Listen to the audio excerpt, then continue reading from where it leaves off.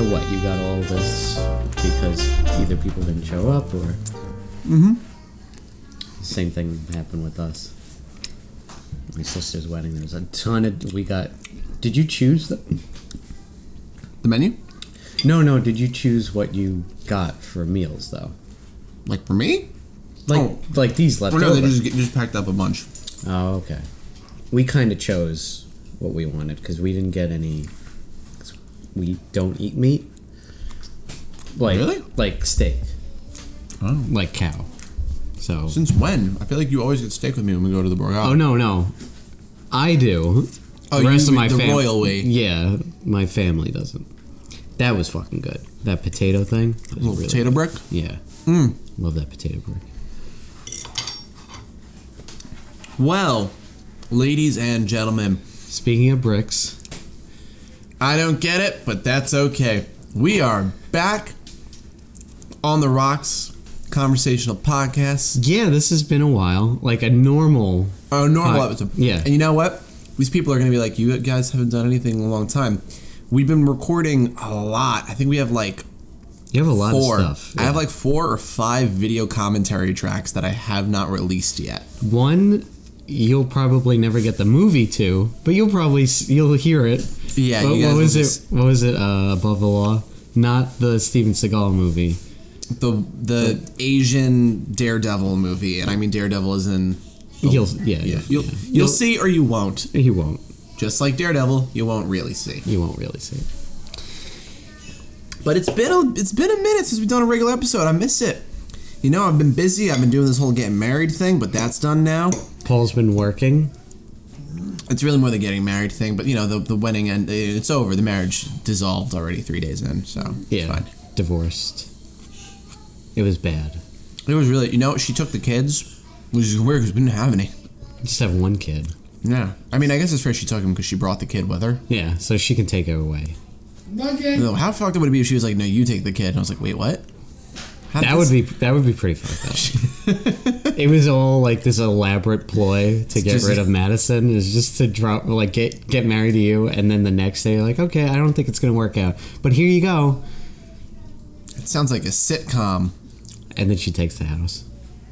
She can have the house. I'm gonna fuck this place. Yeah, I don't think. We're gonna trash this place in a movie soon, probably. Paul, it's already trashed. So anyway, we're back. That's the main point. What are we talking about today? Well, we're talking about a little movie that's nobody saw called... I'm pointing to you. Agent Cody Banks 2. What was this? What's the semicolon? Do you remember? Was there a semicolon? Yeah, there was a little semicolon with the... Oh, no. I don't remember. Oh, God. There shouldn't have been one. Agent Cody Banks 2. Again? If you get a chance... No, don't watch... No, not that. No. If you get a chance... I know you're not the biggest Rick and Morty fan, but Dan Harmon, he has a podcast. Okay. Called Harmontown. Yes. And he has this one... specific excerpt. You know what? I'm just gonna pull it up. Give me 1 second. Oh my God. We're doing a show. We're doing a live show. I know, but we're doing it live. Just add. Do you have your phone? I don't have my phone. It's in my car. Good. Damn it, the phone's dead. Good. This thing didn't work out. We saw Avengers Endgame. Okay. Basically, so he does a whole... He's now talking off... They can't hear you, Paul. Yeah. They can't hear you. So he's doing an episode of his podcast, and he's like, so this movie Now You See Me Too. And he goes off on a solid 10-minute screaming rant tangent about this movie. And he's like, so many people, they all watch it. Nobody knew they watched it, like, ironically. He's like, if I made Now You See Me Too, like, he just is so angry that it exists. And he just starts, he has a mental breakdown. He's like, if I wrote it, he's like, I would call it Now You Don't. I'd call it Now You Don't. And it's beautiful. Just look it up on YouTube. Dan Harmon rants about Now You See Me Too. You should see the Dan Harmon rant on George A. You should hear the Dan Harmon rants on Game Grumps.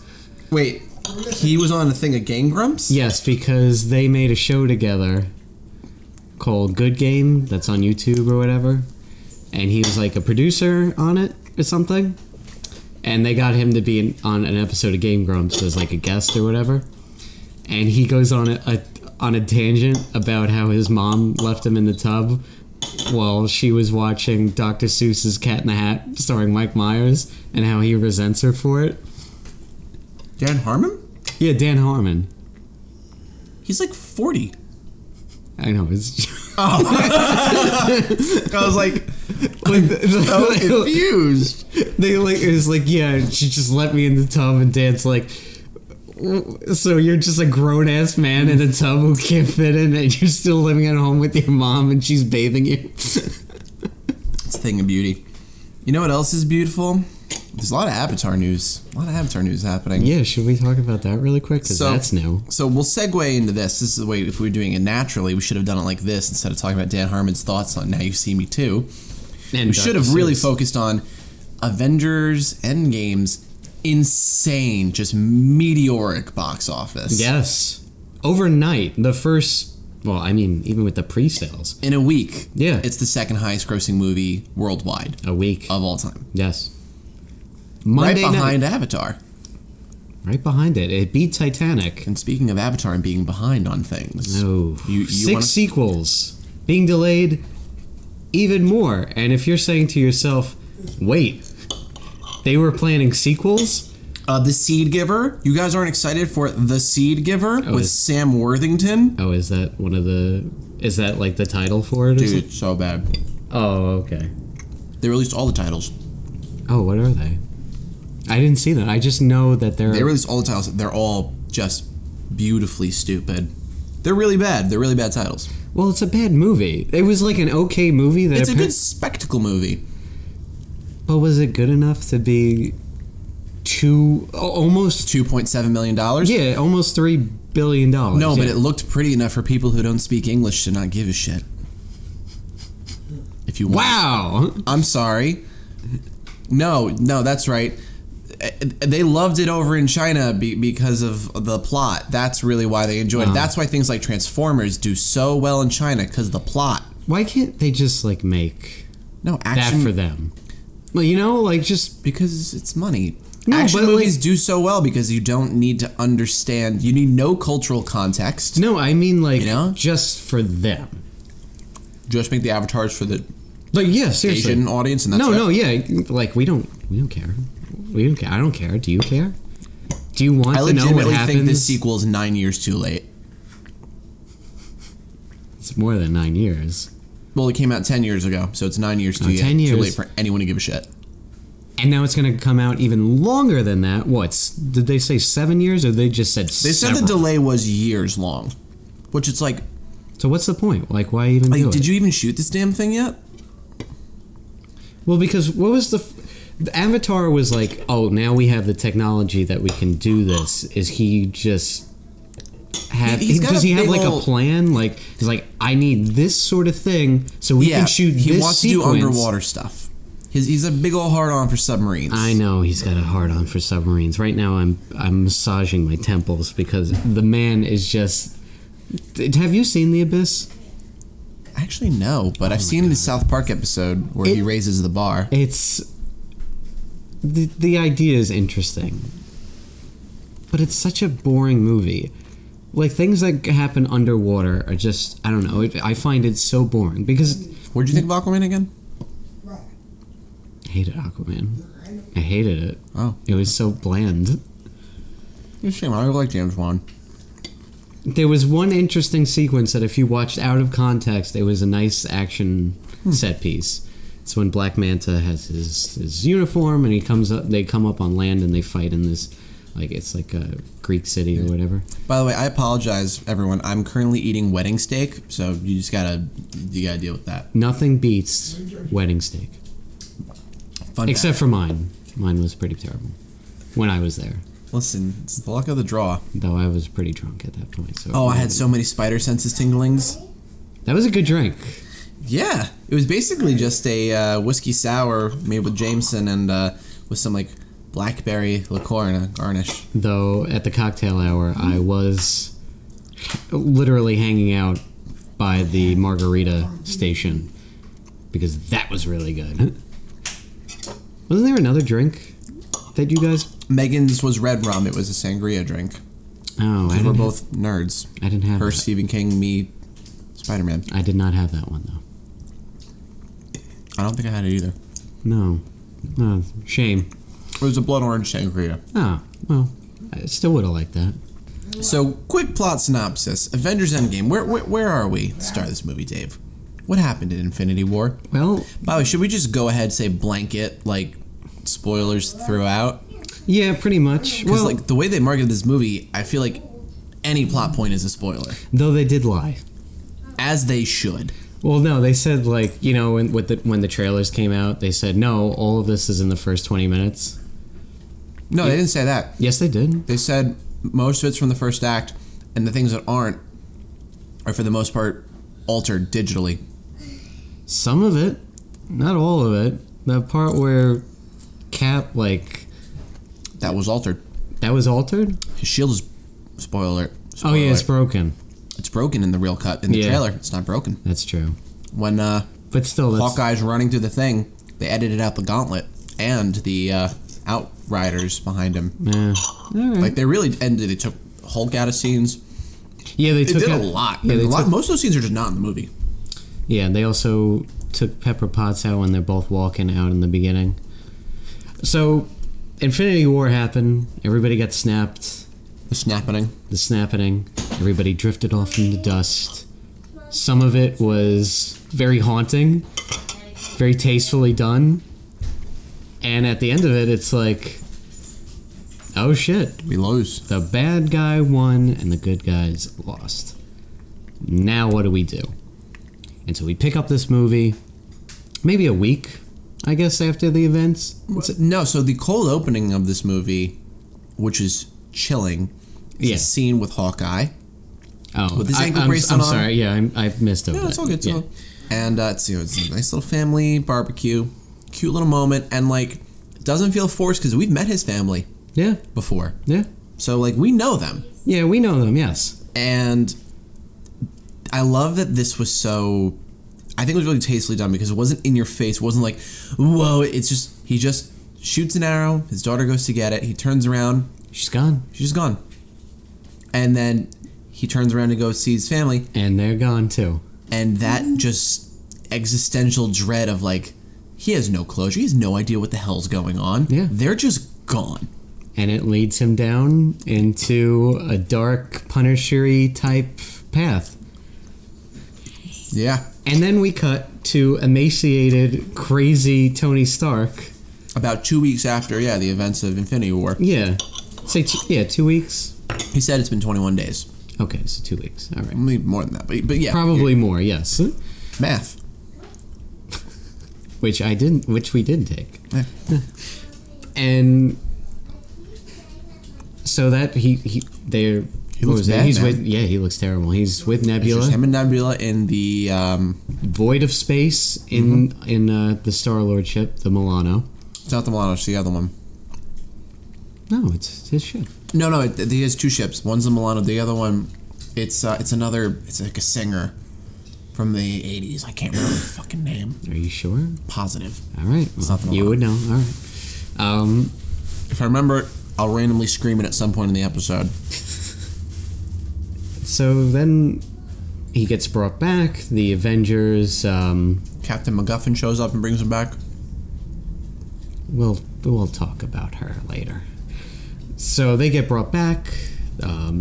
Tony goes on like a crazy rant about how like we should have done the whole Ultron thing. They should have been right from the get-go. And none of you motherfuckers please listen to me. Just talk about that moment because it starts off. That's when I knew I loved this movie. Mm-hmm. Just the fact of him looking the way he does, which they do great effects. The visual effects, de-aging, making someone look fat, or aging, or making somebody really skinny. The thing that I found so powerful about that scene is that it starts off with like the classic Tony Stark is being his snarky usual self, and he progressively gets more just bitter and angry and sad yeah. to the point that it's no longer funny or cute anymore. It's just sad. It's heartbreak, and the way it ends with his he collapses. Yeah, he rips off his thing and he tells Captain America, it's like, give up and hide. Yeah. Put this on and hide. It's like, Jesus, like that's it. Yeah. He is utterly defeated. Yeah. In every sense of the word. Yes. And then, for some reason, even though they got their asses handed to them, someone suggests that they should just go out and fight him again. Yeah, because at least this time they're all together. I guess. And, Minus Tony. But yeah. But they all go out.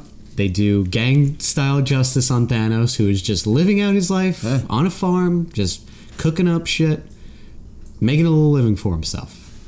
That's all. There are so many plot points in this scene that I want to touch upon, but you finish your synopsis, then we'll get into that. Thor fucking beheads him, cuts the gauntlet off. They find out that there's no stones left, that Thanos destroyed the stones. Now they don't know what to do, and they leave. And 5 years later, they're all moping around the world, being depressed, sad. So this sadness. This scene with Thanos. That's the motif. I know we always make this joke, but Way accomplished two things in this scene.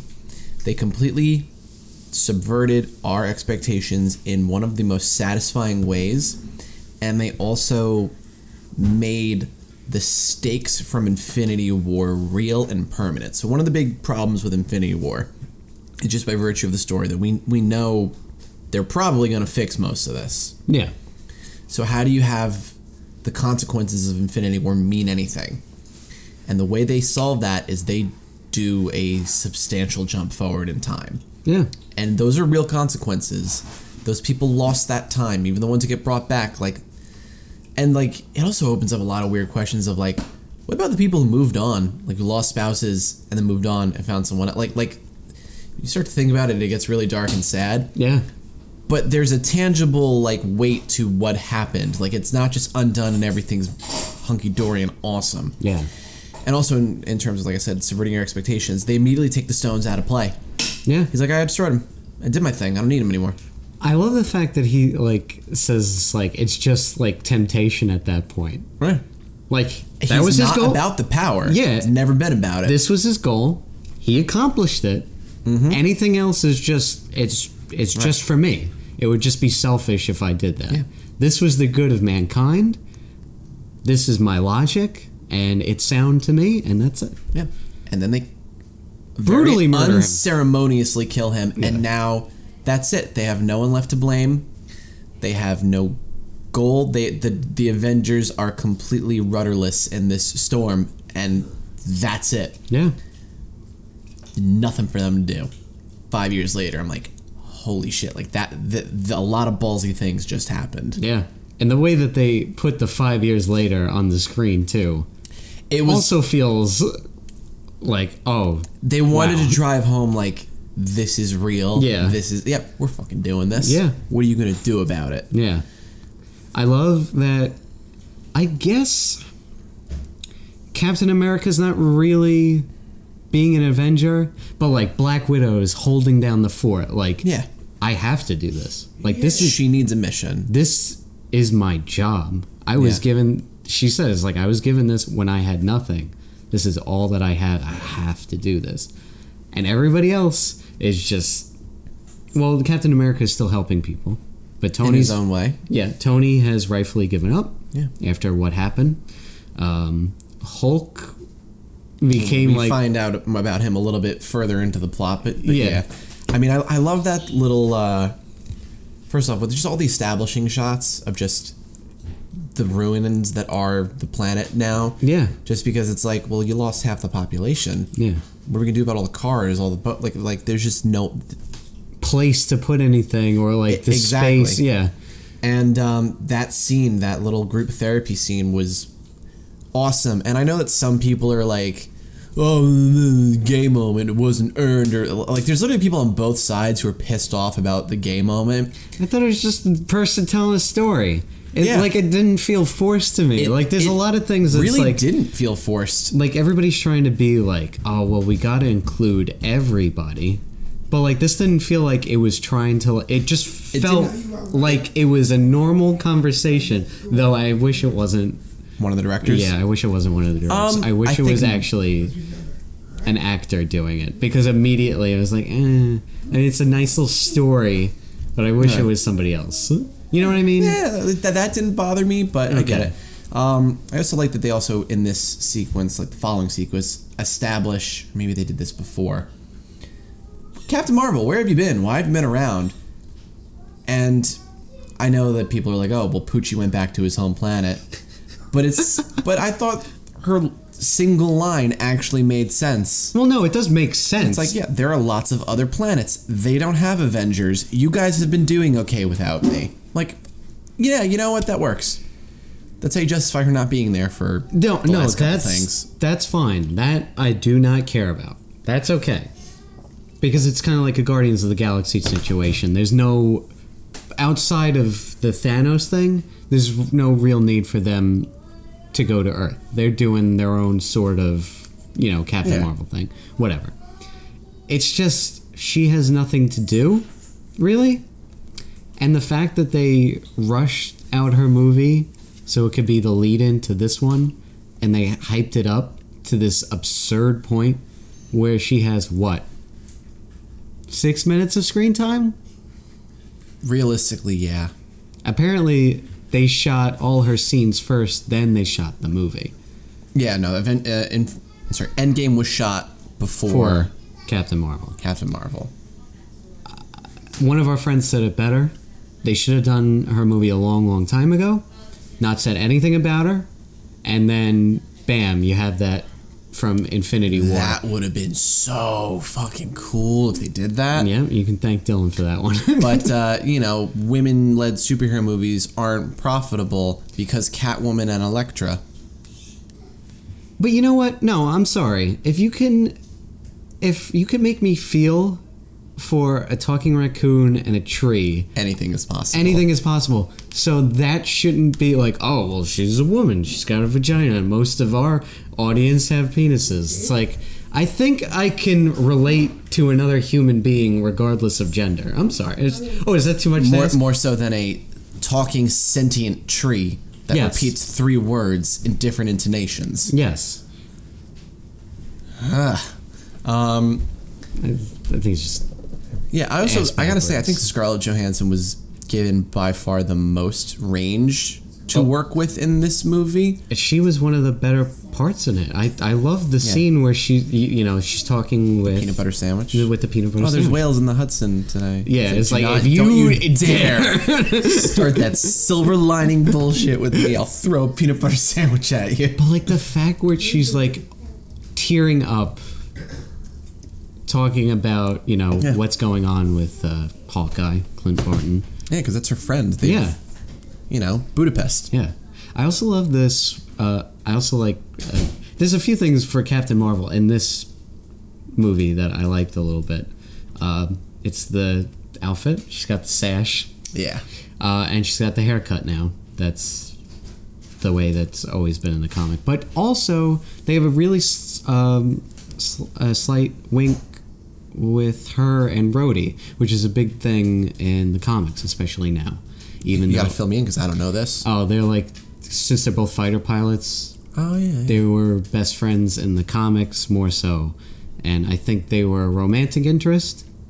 But I feel like Don Cheadle is kind of out at this point, and he's way, way, way older. Yeah, the age difference on that's a bit much. But like, I like how she kind of looks at him and is like, good luck. Like, it felt like a natural little thing. Can we also just really quick establish, how did Nebula become a main player? And I like her. She's great. Like, her little scenes with Tony in the beginning. I think it's just because... It made sense for the plot, but, like, you made me care about Nebula. See? How'd you do that? How can you make... a robotic woman. Who was a villain. There you go. A full-on villain. Who had a great little redemption story in Guardians of the Galaxy 2. Mm-hmm. Come into play here. I mean, just it's such a dumb little moment. Oh, when they're playing the football? They're playing the football, but like, she wins. Probably the first time ever in her life. And, like, she just doesn't... It's some really great subtle acting from Karen Gillan. She's defensive, She doesn't know how to, like, process it. Yeah, he just gives her a handshake. Good game. But, like, there's, like... She actually shows some, like, tenderness and sweetness. Like he's clearly starving to death. And he, like, goes to offer her the food. And she's just like no, God, please, eat this. Yeah. Or, like, when she puts him on the chair. Yeah. Or towards the end of the movie where she's talking to... Oh. Did we already say? Do we want to try to... Yeah, well, we've been waiting. Spoiler. Should we try to go in chronological order or just... Yeah, you know, let's stay in chronological order. But there are moments, even throughout this movie, that you see that this character has changed for the better. Even to, like, little moments like... I think they were doing the montage when they're building the thing, and she's with Ant-Man.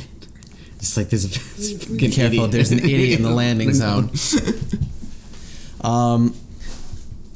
God, you know what? We missed one of the most heartbreaking lines early on when Cap and what's his face, Iron Man are reunited. Yeah, I think literally the first thing out of his mouth is "I lost the kid." Yeah, and it's just like it's been because Tony's always had authority/parent issues, and then he had this surrogate dad moment, and for him to that's what I loved. Fail and lose, like he literally put that person in that position and got them killed. He got a kid killed, and he set that up in Homecoming, which was probably that's one of the little best parts. It's like, you know, you screw up and you die. That's me, right there. Huh? And back to what you just said about people's arcs and how they all improve for the better. Some people improve in situations that you wouldn't necessarily expect. Yes. So we have this post-snap world.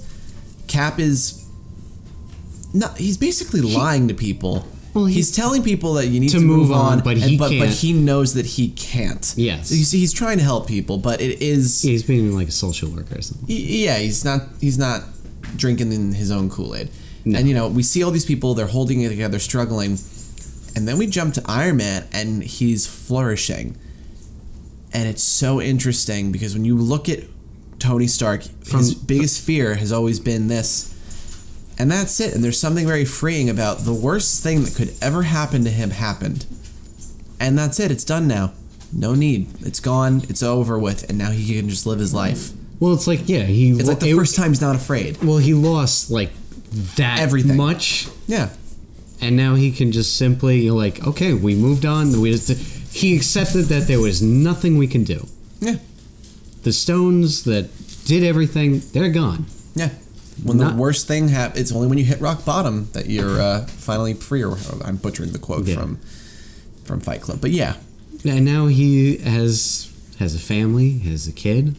All stuff that was foreshadowed. Like normally when they just shoehorn, now he has a kid. Yeah. I feel like it usually sucks. They did a great job, and I don't know if it's just because he's so damn charismatic. They were so cute together. I love you 3000. Yeah. Just the whole thing with shit. Oh, that's your mom's word. She made that up. Go to bed or I'll sell your toys. Like, just they show up. Well, like he is a good father because he had a lot of practice. And there's that tinge of guilt is still there. Well, he still has the picture. Well, I like when he creates the diagram or whatever, the model, and he's just like, I can just bury this. And we can go on living, just me, you, and the Morgan, kid, and it'll Pepper be done. knows it's like you won't be able to live with yourself if you do that. Yeah. But we're also Ant-Man. We totally we glossed over Ant-Man. So Paul Rudd is low key like one of my favorite parts of this movie, and thank God for that rat. Yeah, somebody did the poster like Avenge the Fallen. Avenge the Fallen's the rat. It was the rat. Paul Rudd's amazing. So he pops out of the quantum zone. Little Kim Jong guy. Kim Jong mustache. Yeah. But this is the first time you really get to see the consequence of the 5-year jump. You know, he's looking through the monuments, which is like... I like that. I like that little detail where it's like this big like park area. It's like a Vietnam kind of like memorial it's type like thing. a memorial. Yeah. You know? And he's just looking for all the names, and he sees his name. It's like a Scrooge moment, like, oh my god, and then he like runs home. And I thought that was another sad moment. This is even though it doesn't really make sense. If I'm gonna level you, maybe the second time I cried. I cried the second time when I saw it. Watching this, but it doesn't make sense that she is that old. No, think about it. She was like what, 11, 12 in the last one. She's like 16 or 15 now. All right, are you sure she's that old in the Wasp? Ant-Man and the Wasp? Yeah, she definitely was like at least 10. All right. Okay. At the very minimum, she's got to be like 15 now. All right. So I would say that reasonably, that seemed like a reasonable age jump. All right. But just that scene between them, oh my god. Just to see like, oh my god, I lost 5 years of her life. Yeah. That he will never get that back. Yeah. That's gone. That was forever. That was a sad. It's hard, man. That's hard to see. Sad moment. But they don't give him enough credit. They always kind of dog on him. Like because he's the most out of the loop one. No, I know, but he comes up with the entire idea, and they just make fun of him. Heist. Yeah, the time heist. Because it is an inherently ridiculous idea. Okay, but he still. But it worked. But it worked, and he still pulled it off, and he should give some goddamn credit where it's due. Yeah. Everybody makes fun of him. Nebula, like we said, Tony Stark gives him shit. Everybody gives him shit. I love that scene in the diner with the Hulk, by the way. Which we'll get to right now. It went on too long in the best way, though. In the most, it's supposed to be awkward. Just the cherry on top is just take the goddamn phone. I love Professor Hulk. He looks perfect too. I love that. All of his little mannerisms are there. Like it's like wow, you can really see Ruffalo in it. Yeah, that was Mark Ruffalo. It's just his face. Yeah. I love how he's just kind of like a bro. He's like, hey, what's going on? Hey, listen to your mom, kids. Yeah. Like Hulk out. Yeah, that was good. He's having like waffle sausages or something. Like he has like plates, like these huge. Oh yeah, just like rock plates of like pancakes and scrambled eggs. It's a great little scene. It's so funny. Where they come up to him, it's like after they visit like Tony, like you got to do this, and he's like, no, I'm good. Yeah, no. It happened. It's done. So I think at this point, this is when they start testing it out, and they did the great scene where I love this little explanation. Oh, you pushed time through him, not him through time. Yeah. And Tony brings back the shield, and he's like, "All right, let's get the band back together. We gotta try this." Yeah. So, Michael, who are you talking to? May. No, you're not. She's in another room. I know that. Okay, don't do that. Sorry. Okay. No problem. Okay. Start back up. I know. Cut that out. So yeah, we got to get the band back together. Like, let's do this. And everyone kind of splits off on their own. Yeah. They start just literally calling everyone back in and make this thing happen. Yeah. The first person that we get is Thor. First person we get is Thor. Now the controversy behind fat shaming Thor. You know my favorite part of this controversy about Thor being fat and people think, oh, it's a fat shaming. All those people are totally okay with the fact that he's clearly a horrific alcoholic. Yeah. And they make jokes about his alcoholism nonstop. That's fine. But making a joke about a fat guy needing a salad, that's offensive. That's offensive. So, crippling addiction issue, totally fine to make fun of. That's all right. That's okay. Him being overweight, which is something to be ashamed of. Sorry. Well, that's a direct result of his being a post-traumatic stress and his depression. Yes, he let himself go. Yes, in more ways than just one. No, he's completely unhinged. Yes, he's given up on everything. He doesn't give a crap about his appearance. He's drinking heavily. Like Thor, he even has a trigger word. But Thanos. Like the second they say that, like he like it stops and that's everything. A tense little moment when like where Hulk is like, "Get your hand off me." Yeah, it's Chris Hemsworth is great. Well, like there was a great scene when we were talking about Infinity War where he's talking with Rocket, and he like one of my favorite scenes. And he explains his entire basically his history in the movies, where it's like, oh, my brother. When you first fully grasp how tragic Thor's life is, like my mother died, my girlfriend left me, my dad died, my brother died. I had to kill my sister who I didn't know about. All my friends were killed. Half my people were killed. And it's just delivered in this so sad, but then he has this twinge of fake happiness. But that's what gets that's tops off. So Thor's big thing is he uses humor to mask his pain, and it comes off great in this one. He still works as comic relief, but there is such a tinge of sadness. Yeah. To all of the humor, the underlying, one of my favorite scenes with him in this movie is when I love that they make the audience sit through an explanation and they make us revisit Thor 2, The Dark World, arguably the most meh of the Marvel movies, but they're like, no, we're gonna make you care, we're gonna make this important, we're gonna make you happy you went there. That's true, yeah. His recounting, I don't know what I loved more, his drunken rambling about this movie, which is just total utter nonsense, or how captivated Paul Rudd was the entire time. Yeah, he was the only one who seemed so happy about it. Dark elves exist? What the fuck? Ooh. Ooh. And then he just starts almost crying up there. Yeah, because he's just talking about how Jane left him and how his mom died. It's just... He's hit rock bottom. Lebowski. Yeah, Lebowski. I was like, is he awake? I have lightning flowing through my veins. It's Cheese Whiz. Your dog is going nuts. There we go. I love that whole brainstorm session. Oh yeah, where Black Widow's 3 of them were in New York at the same time for a short period of time. What the fuck? I wish the Hulk said, "Shut the fuck up."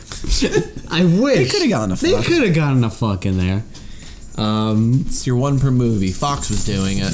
Yeah, exactly. Come on. Oh my god. Speaking of just Fox and the word fuck, when you saw Endgame, did they have a trailer for Dark Phoenix? Yes, they did. Why are they even bothering? Anyone who knows anything about how movies work knows that that's it and that's dead. They already said they're shutting it down. It's done.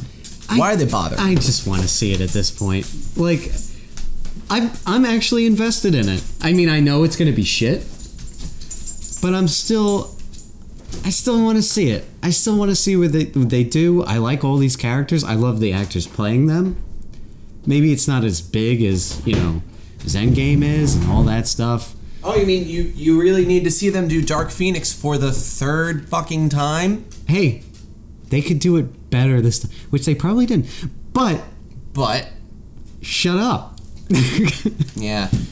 Rebecca Romaine Stamos, former Stamos. I think she's just whatever. That bitch is rolling in her grave, spending 5 hours in fucking makeup, fully nude, and then J-Law's coming out there with some blue face paint on. Fuck off, you lazy woman, you. Damn. I'm sorry, I love Jennifer Lawrence, but she did not give a fuck. No, the last 2 performances that she gave as Mystique were both terrible. She was great in First Class. She just doesn't give a shit about that character. No. It's so obvious. Yeah, she got big. And it's you're an Academy Award winner. We know you can do good. You know who didn't do that? Hugh Jackman. No, Hugh Jackman and Patrick did not Stewart. Give up.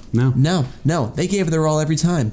And that's why they are Guinness Book World Record holders for portraying a single comic book character the longest. 17 years. It could have been somebody else. But nope. He had to go off and fucking die? Was I going to say die? We didn't get to that part yet. So, Georgie, tell us, how did you like Avengers Endgame? So, we got cookies, guys. And pastries. Wedding pastries. Pastries from my wedding, which happened, and then we're gonna get a divorce, because we really hate each other. So, Endgame. So, where were we? So, they do the brainstorm, they figure out where all the stones are, and they come up with the plan. Also, they get Ronan. He killed a bunch of Asian people. Doesn't really matter to the plot. more character motivation stuff. That scene was brilliantly shot, though. I Very violent. Love that scene. Yeah. I like that guy. You showed me earlier. He was in Westworld season 2. He's a good actor. He's a great actor. I love him. He's in Sunshine as well. Just the way like they shot the sword fight, all that stuff is so awesome. I'm like, I want to see that movie. There's so many like things that I want to see as spin-offs just from this movie alone. Yeah. I want to see Black Widow kind of being like a Nick Fury-esque type commander. If anything, I think we're probably getting like a prequel stuff. Yeah, it's a prequel. But that's cool. I mean, she's fucking dead, so it'd be hard to... Well, even so, it might not even be a prequel. Maybe it is part of the 5-year snap thing. It could be. That would be interesting. That would be really cool, yeah. I also... Okay, I don't know. You don't know. But it could be a nod. All right, so you know when they're all talking and they're all... Earthquakes? Yes. Saying underwater. Mm-hmm. I think... Now this is a stretch. It's a stretch. It's a stretch. Call Reed Richards, because this is a theory. I think it has it's something. A stretch. God damn it! I think it has something to do with Namor, which is their version of Aquaman, but a better version of Aquaman because he's a narcissistic prick, and I love him. But that's what I think it is. Because Atlantis, I think they call it Atlantis, and Wakanda have like a fight or something. So I don't know if it's like they have like a feud or something like that. I think it's a slight nod. I don't know. I'm not sure. They have the rights now. They could have done it.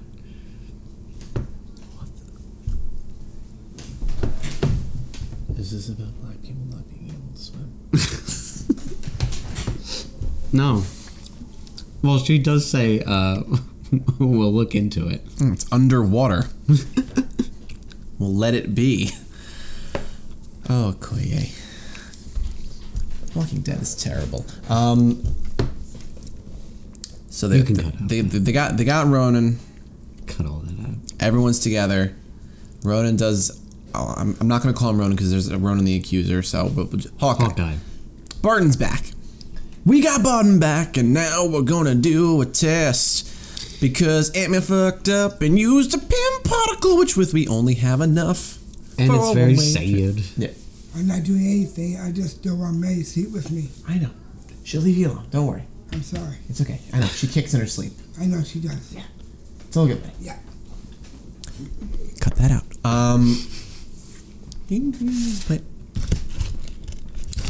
And those cookies!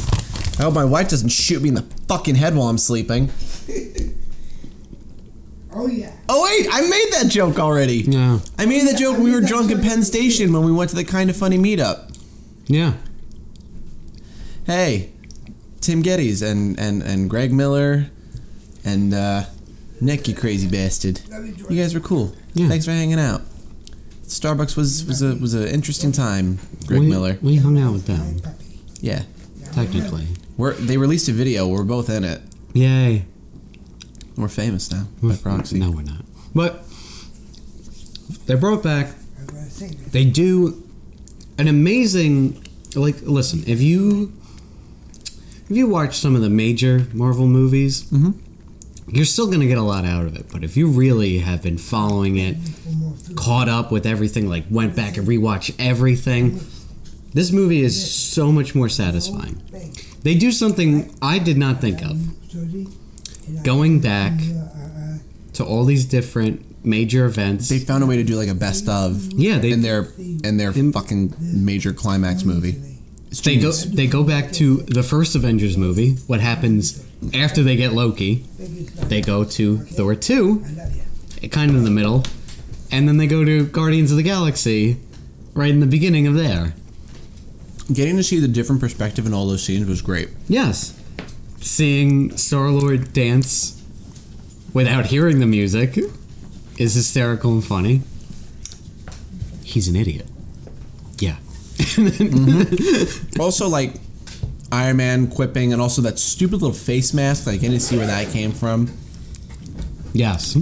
And maybe I'm reading into this a little bit, but stop me if this is just silly.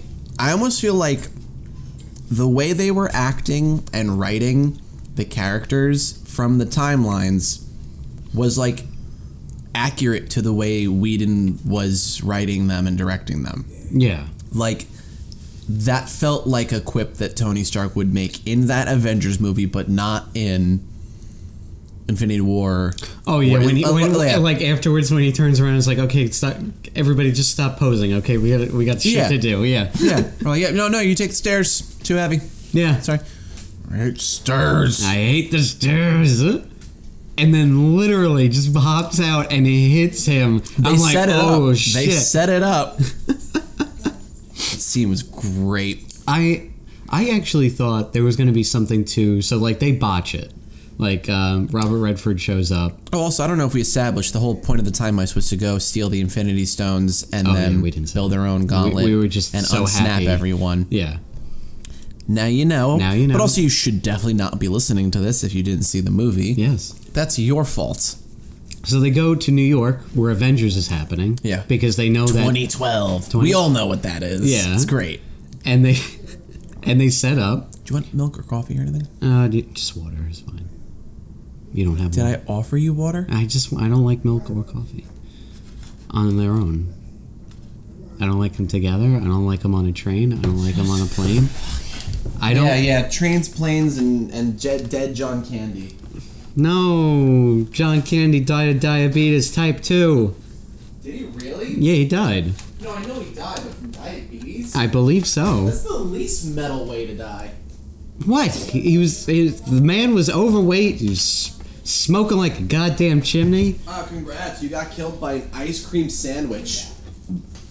What a fucking moron. Whoa, this man is a comic legend. Yeah, I know. Bobsleds and polka bands. We've all seen the films. Actually, I would love that mashup where he's like a polka player, like just an expert, and then they force him to coach a bobsled team.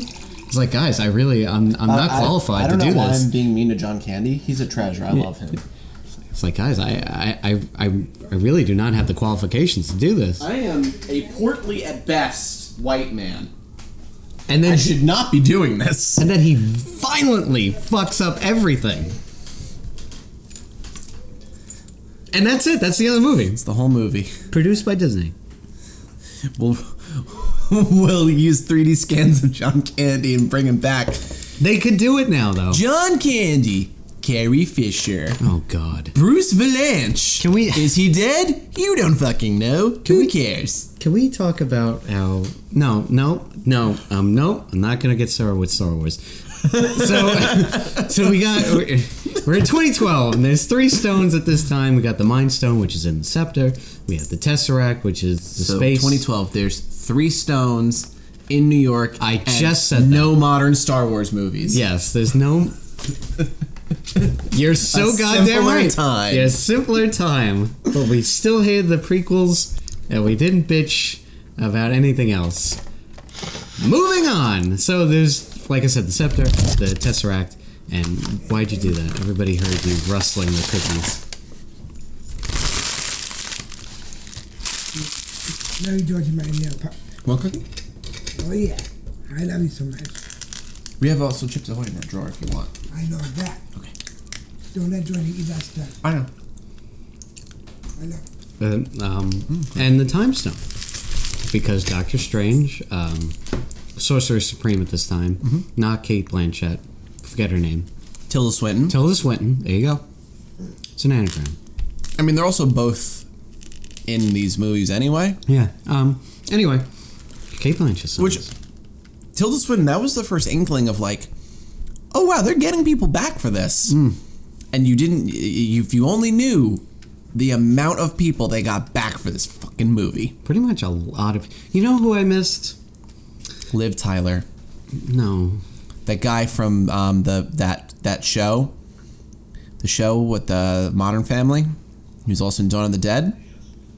He was in. He was in. Yeah, he was. Literally, in the only person that made it out of the fucking Hulk movie was Thunderbolt Ross, and that's it. Thank God, he was actually great. Yeah, he's cool. You know what? They didn't bring back Coulson. I thought they would have something with him. I think they don't want to remind people that Loki fucking stabbed Coulson because we're supposed to kind of like him now. Yeah. Even though he's got his own show. Anyway. Well, they kind of explain how that works. I know, it's very stupid. Yeah. I like the show, though. It actually got a lot better. But... No, I meant Loki. How Loki got his own show. Oh, yeah, Loki has his own show. With Tom Hiddleston, which is great. Mm-hmm. I saw a great article. It was like one of those like memory things where it's like two unknowns are handed the franchise for Marvel's Thor. And it's Chris Hemsworth and Tom Hiddleston on the front cover on the pictures. And it's like, I can't believe they let these two unknown people, one from Australia and the other one a British actor, has only been on one show, blah, blah, blah. I'm sorry, did nobody see the remake of Star Trek? Chris Hemsworth is in that. They referenced that. It's like all he had to do was be the father of Kirk in one scene for like a minute. And that's it. It's like, and we're just going to let them do Thor? Joke's on you. I mean, Chris Hemsworth is unironically very funny.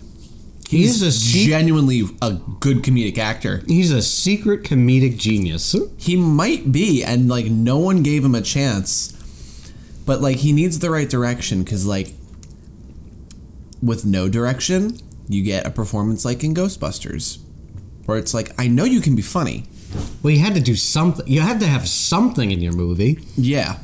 We got nothing. Just keep going. Here's a hot tip. Just dance. He does randomly dance a lot. He does randomly dance. They all randomly dance a lot because they have nothing to do. Just nothing. Not enough wontons. Back to New York in 2012. No. Simpler time. So we have without a modern Ghostbusters movie. Also, the first shirtless scene in the movie where someone's ripped and shirtless. Hulk, you gotta blend in. Hulk. Yeah. This is just gratuitous. I love that Also, scene. maybe smash some things. Alright, I'll do it. Yeah. And he throws the motorcycle and he's like, ah. But we have Hulk going after the time stone. We have, No. Yeah, Hulk. Oh, yeah. Hulk's Hulk going goes after at the the time time stone. We have, Tony and Cap. No. Tony, Cap, and Ant-Man are all going after the other two because they're in the same location, the Yes. Tesseract, and at this time they didn't know the Scepter. the Scepter, which has the Mind Stone in Yes. it. So space, mind, time, all three of them. They set up a perfect little gag. At first, it's a gag where Loki makes fun of Cap.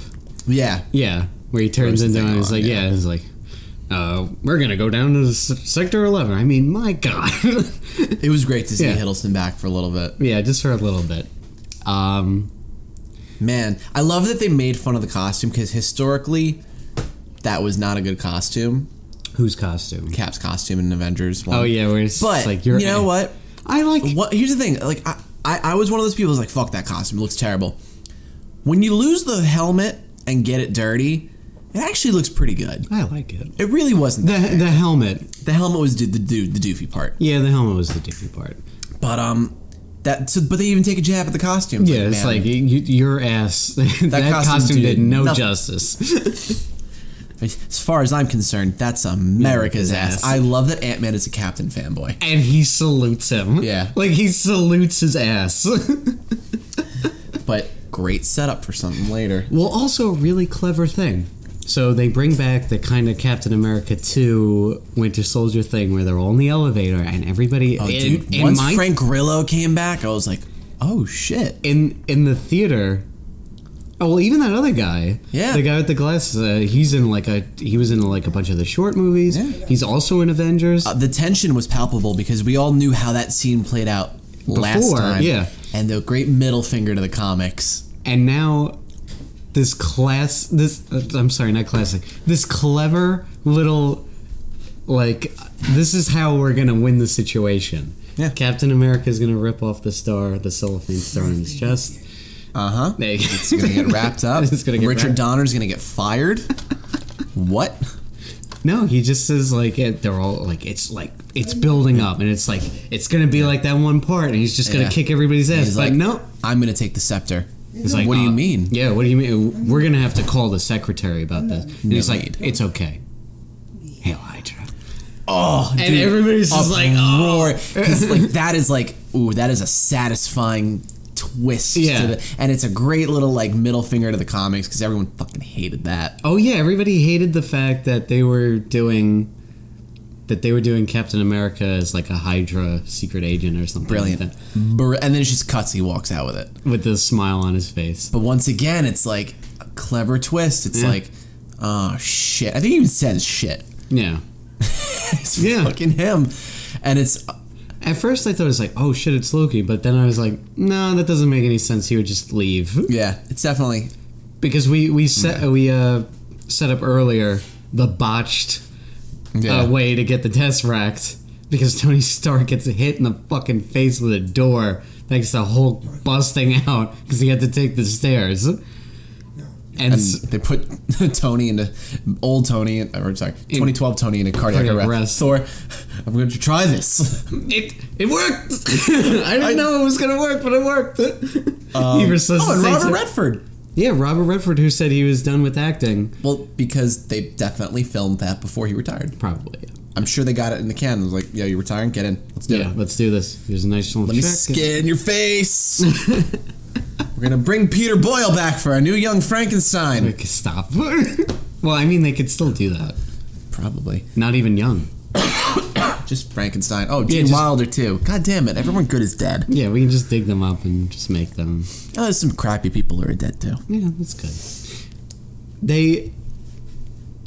I thought there was going to be a little bit more when, like, Loki took the Tesseract thing or whatever and left. That's like one of the few threads that they kind of just leave out there, just to give them some wiggle room later, maybe. That could be the show. I think it is going to be the show, yeah. Honestly.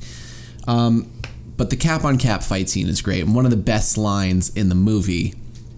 I don't even need to say it. You know what it is. Oh, he says, I could do this all day. It's like, I know. Yeah, I know. Like, he's just so... But also the fact that, like, older Cap knows how to get into young Cap's head.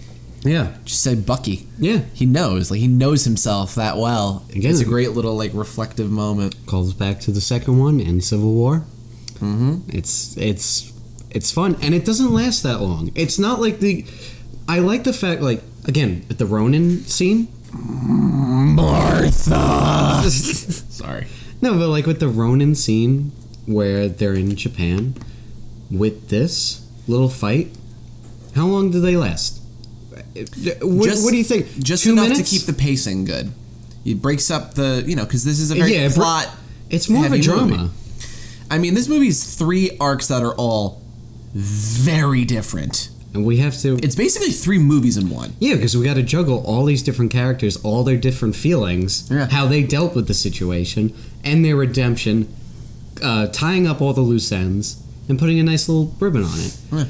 Which they do, and it shouldn't work, but guess what? It did. I'm almost mad that it worked. Yeah. Kind of like Infinity War. You know what it is? It's just like, this won't happen again. In our lives. I don't like this, believe that this kind of a feat will ever happen again. A 22 movie long saga of just deeply connected, interwoven, like it just... The level of payoff that this movie had, it was 10 years building up to this. And it was so satisfying. Beyond. So... No, they would never... No. So they end up getting they don't get the Space Stone. But they get the time. But they do get the time, and that little sequence is great, because it's just a conversation. Yeah, it's just another conversation, which I think that's why I love this movie more than Infinity War, because Infinity War is really a lot of action, like all the time. It needed to be, just because that's what's because it's a singular focus. The movie, it's like, stop the stones. Yeah, we got to get all these stones, and we have to get them right now, and this is all that we have, so we got to fight with our fucking lives. Yeah, there's no sense of urgency in terms of time in this. Yeah, they can take the time that they need because literally they have time travel. So it's fine. But I like that it's just focused on characters. These people. That's what I liked most about this. And I could tell right off the bat when we were talking about Tony and his scene, it's like, if this is the majority of the movie, I'll be happy with just that. Yeah. It doesn't have to be this big spectacle. It doesn't have to be a CGI cluster fuck. It does get a little cluster fuckiness at the end, but I think it works, and I'll go into why later. But so Tilda Swinton has a conversation with Hulk. I love that she, soul pushes him out, and we get to see just regular old Bruce Banner. Yeah. But I love that it was just a talk that they had. Yeah, and I love that he shows up, and she's like, Stephen Strange, oh, you're 5 years too early. Yeah. Like, she already knows. Yeah. But she's like, listen, like, you take this from me now, we're going to have a lot more problems than what, than yours. My timeline will be fucked because it's going to cause a ripple. We're going to splinter off. Yeah. And the same thing's going to happen with all these other things, and it's not going to be pretty. I love that they establish different time travel rules than we're used to, and they do it in a way that it's digestible, where it's just like, so Back to the Future's bullshit? Yeah. Terminator? Yeah. Die Hard? Well, okay, but no, it's like they set it up, boom, and then they're off, and then they have this nice visual representation to show it leads into, for the end, the stones need to be returned. You need to bring them back when you're done. Which I kind of have a little gripe thing. There is from what most of us understand, singular plot hole that I'm sure will be explained at some point. But we'll get to that. I'm sure we have the same thing. I think I know what you're talking about. The person who shows up at the end shouldn't be there. At the very end? Yeah. No, I'm thinking about something just entirely different. But what? I'm thinking about the Soul Stone. How do you put that back? Oh. Because you just toss it off the fucking cliff? Also, he has to talk to the Red Skull. Oh, that's going to be an awkward conversation. I want to see that movie where he goes back in time and just has to put them all back together and go on his own little adventure. So, Tony and Cap fuck it up, and they're like, Tony gets this idea. Okay, wait, I know a place we can get more Pym particles, and I'm pretty sure the stones are going to be there. Leading to more fucking cameos. Yes, we have Stan Lee's final cameo. Which, to me, it's honestly not that great. I mean, it's fun to see him honestly, back. I think his best cameo was in the Spider-Man, I was going to say Homecoming, the Spider-Verse. That's his best cameo. Because it so emotionally resonates because of his death. So here's the thing. I was going to say in the Marvel movies, my favorite one was probably actually Captain Marvel, because it's him being him. Did you catch that? Do you know what his cameo is in Captain Marvel? Yeah, she just pulls down the... Yeah, but do you know who that's supposed to be? What do you mean? Did you just think that he was supposed to be an old person on a bus? Is it just him? No, dude. In Captain Marvel, 95 is when the movie takes place, right? Yeah. They were shooting Mallrats. He's reading the script from Mallrats. Oh, I thought he was reading a newspaper. No, he's reading... Greetings, true believer. He's doing a line read for Mallrats. That's actually Stan Lee for the first time being himself, which is the reason that I really, really liked that cameo, because number one, it completely breaks everything and it makes no sense. No, it doesn't. But I just liked that it was just him being him. But you're right. The best one was Spider-Man, just because of how eerily prophetic it was and how it was really him talking about himself. Yeah. And oh God. And it ends with a nice joke. It ends up with a joke. Yeah. It always fits. Eventually, pans to the left. No refunds. With his face on it. Like, it's perfect. I think I think he would have been happy about it. Yeah. I think he would have appreciated that. Yeah. He had that kind of sense of humor. When people weren't trying to sell his blood. Oh, yeah. Yeah, that's sad. So we get his cameo. We get... I forgot her name. But she's Community actress. Yes. She is... The Russos, they put in a lot of the Community people throughout the movies. They also usually toss in the occasional Arrested Development joke. Yeah. And they have her there, and they have de-aged... what's his name? Douglas. Yeah, Michael Douglas. And he looks just perfect. Like, he looks pretty good, yeah. Looks pretty damn good. And then John Slattery, who is the second version of Tony Stark's dad. The definitive one, though. Well, the older one. No, there was in Iron Man 1, they had a picture, they had most of the pictures of Tony Stark's dad, and it wasn't John Slattery, it's some other guy. Yeah, I know. Who gives a shit? I know. But I think it's the guy great. from Tremors. Really? It looked the like brother? it. No, the guy who hangs out with Kevin Bacon. Yeah, the brother. They're brothers? I always thought they were. Oh, I thought they were just partners or something. Either way, I love him as He's Howard great. Stark. Yeah. Because, like, it's also just great now that we have all this backstory about him. Like, he's, especially, like, he was always built up to be this legend and everything. We got to see the really young him in Captain America, but to see, like, the older him, like, struggling with, like, I'm afraid I'm going to be a dad, and I know it, and just the catharsis of, like, him and Tony meeting and getting to have the conversation, like, it was almost like a callback to, like, the therapy thing that he did. Well, yeah, there's a lot of... Like, oh, I never got to say that. Yeah, I there's never a lot got of, to have that. A lot of reconciliation with parents. I think that's another, like, a theme, a motif, because that also happens with Thor.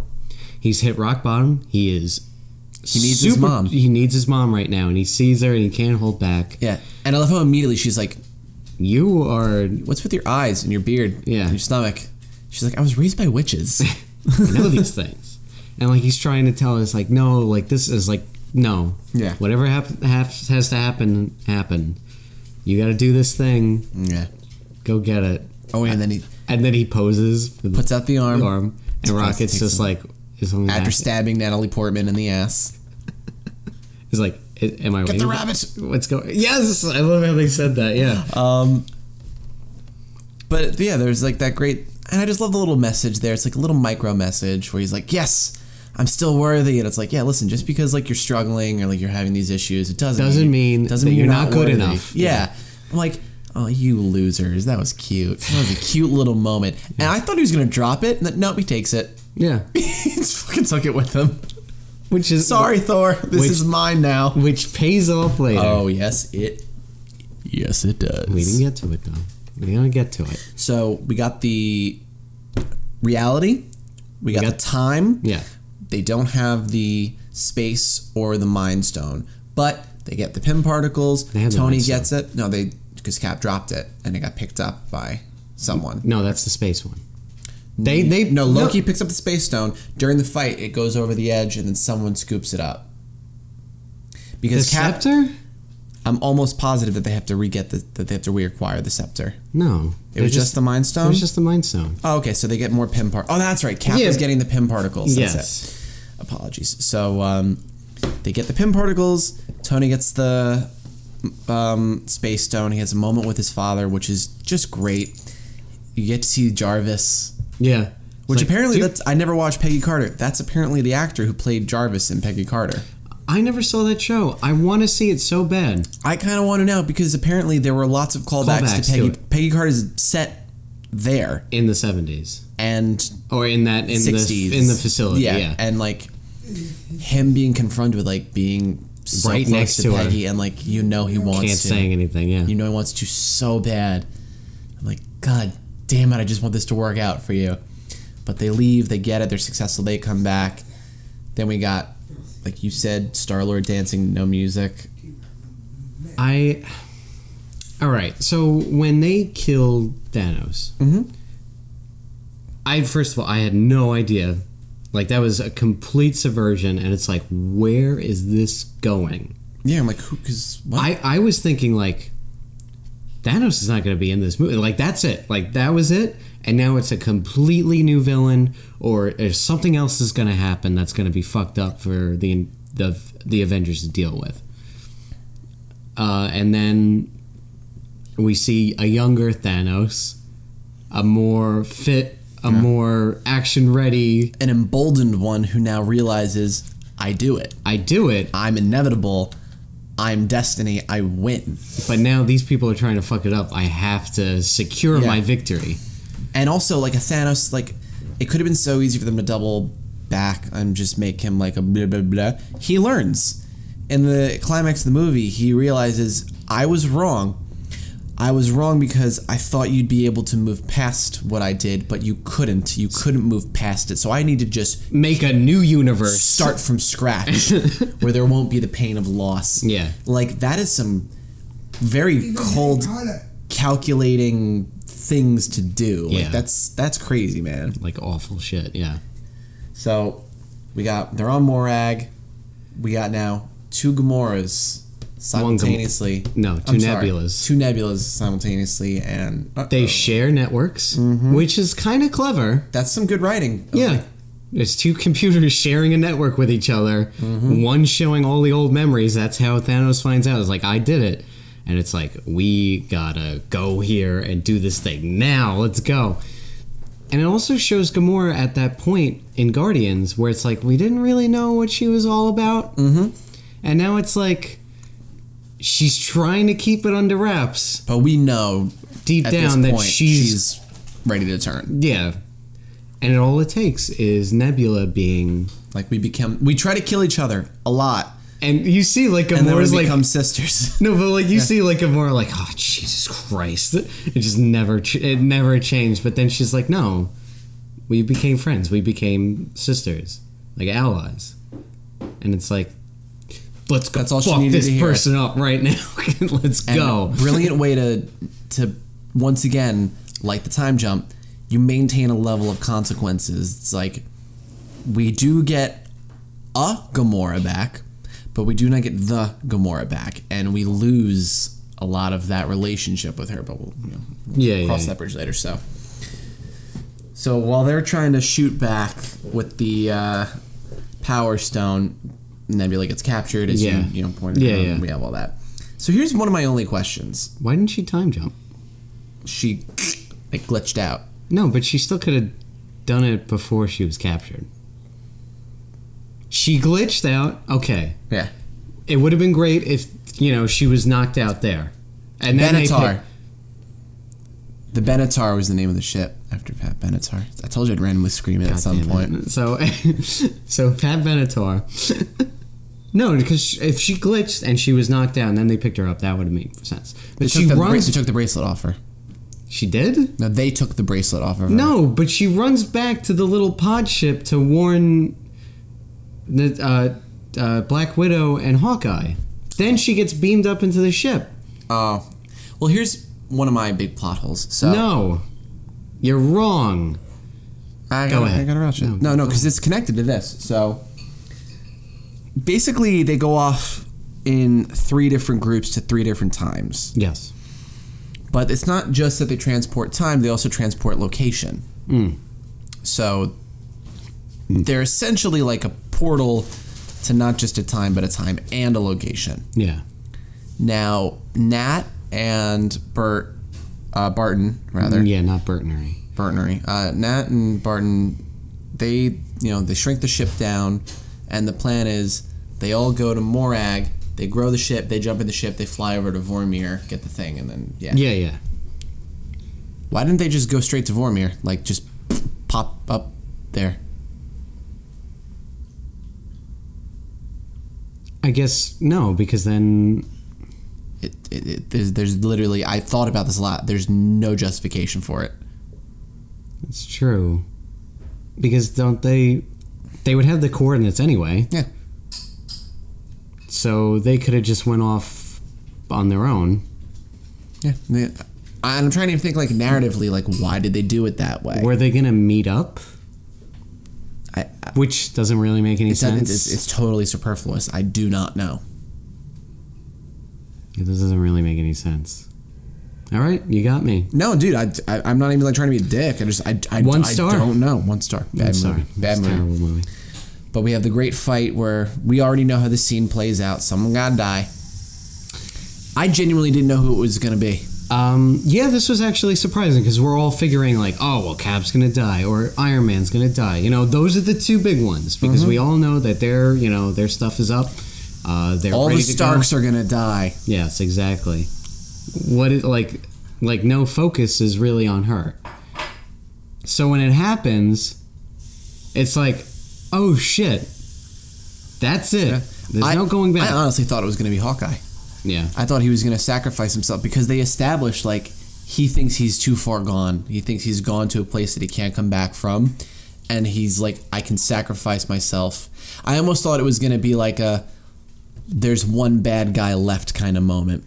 He went on his vendetta. I have to get rid of my... Yeah. Yeah, he went on his vendetta. He was killing all these bad people. And he was like, once you kill all the bad guys, there's still one left, Hawkeye. And it's you. Yeah. And like a self-sacrifice one. But no, like they literally fight each other in the most awesome, ridiculous... I just picture Red Skull just standing there like, oh my god.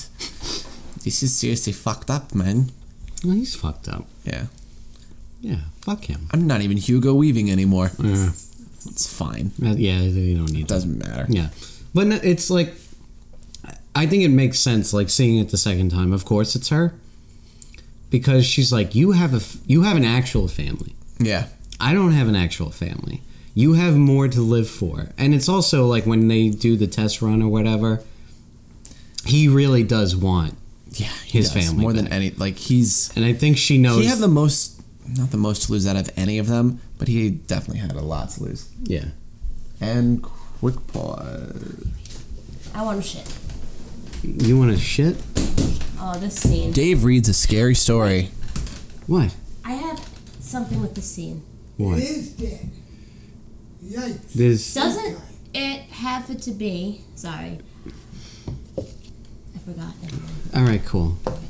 Oh, no, wait. Doesn't, for the Soul Stone, like, didn't he have to throw her over because you have to, like, throw over the thing you care about the most? Did I go over this with you?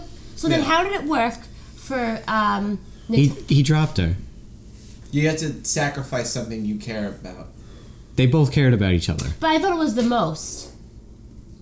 At this point in time, his family's gone. This is his best friend that he only has left. But he's doing it for his family, who he cares about more than her. But they're no, he's not. He's sacrificing himself for his family. Yeah. At that point, he is the only thing that he cares about because they're gone. Yeah. And Paul explained it nicely where he thinks he's like too far gone to actually think that he'll move on with his family. The phone closed, and I have to use your face. No. Swipe up. Oh my god. Fucking. Oh my god. We're having technical difficulties. Technical difficulties. Alright, give me the thing. We're having sexnical difficulties. Is that like when you step on your dick by accident? So, Megan. Yeah. Man and girl go out to drive under moonlight. They stop at a side of road. He turned to his girl and say, "Baby, I love you very much." "What is it, honey?" "Our car is broken down. I think the engine is broken. I'll walk and get some more fuel." "Okay, I'll stay here and look after our stereo. There have been news report of steers being stolen." "Good idea. Keep the doors locked no matter what. I love you, sweaty." So the guy left to get full for the car. After 2 hours, the girls say, "Where is my baby? He was supposed to be back by now." Then the girl hear a scratching sound and say, "Let me in." The girl doesn't do it, and then after a while she goes to sleep. The next morning she wakes up and finds her boyfriend still not there. She gets out to check, and the man door hand hook car door. Wait, what? What? She gets out to check, and the man door hand hook car door. And then that's it. Can we please... I'm sure this person... Dude, shut the fuck up. Oh my god. Before I leave this house, Oh god. can we shoot like 20 episodes of fucked up fan fiction? And that could be a whole episode. Oh no. Just you, chair, pipe, fireplace, roaring. Right now? No. I meant before I move. Oh. Can we do like an entire season? Entire season. I will get 4K video of that fire and put you in a front of a goddamn green screen. Alright, thank you. Let me think. What are we doing? I'm talking. Hello. I have taken over. We are going over Guardians of the Suicide Squads. Well, actually... Well, technically, yeah, you're not wrong. Keeper of the Watchmen. which is on HBO now. Anyway, so Natasha dies, which is very sad.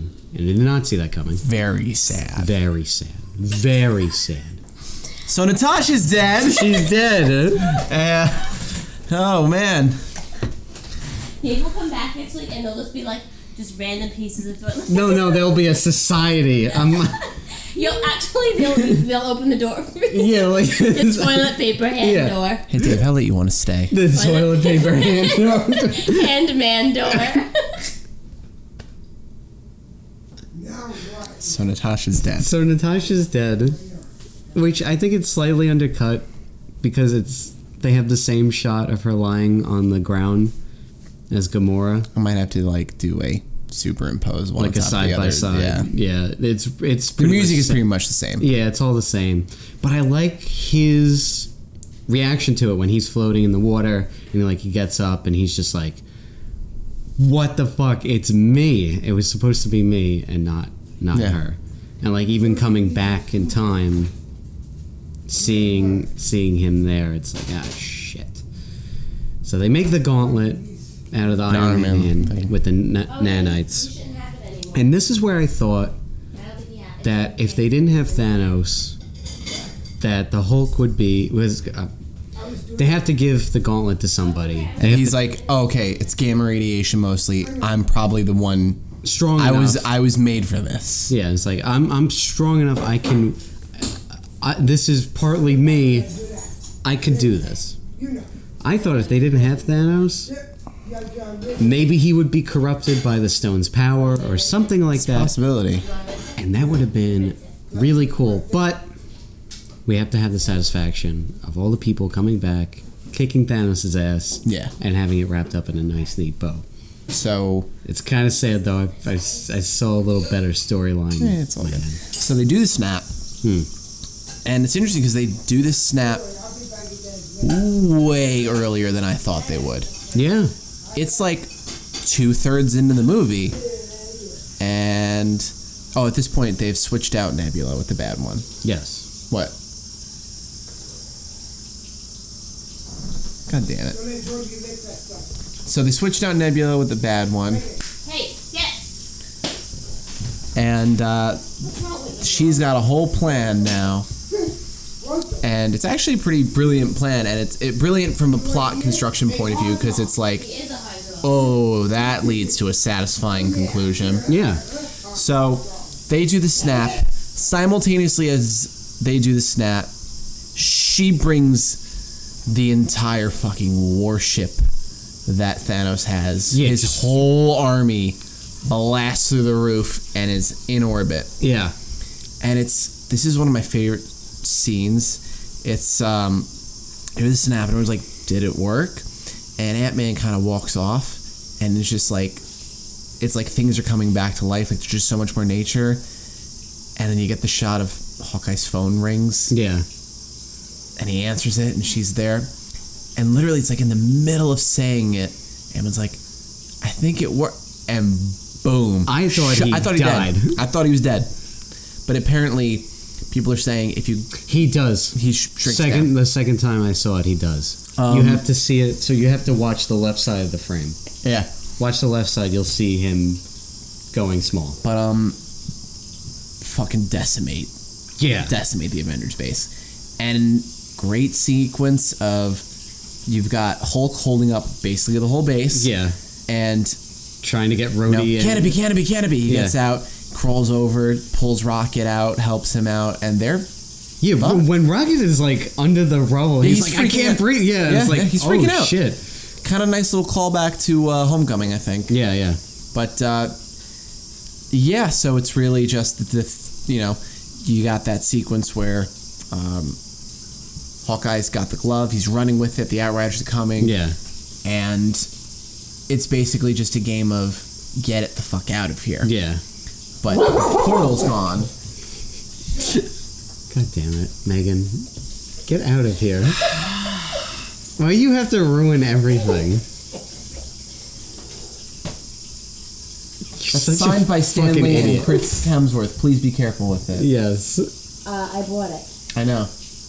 You gave it to me. She charged herself. I signed it. You look ridiculous. I'm Star-Lord and Thor. Star Thor. Star Thor. Star Thor Tours. Thor Lord? The Thor Lord? I like that. Lord of Thor? Lord of Thor. Peter Gabriel?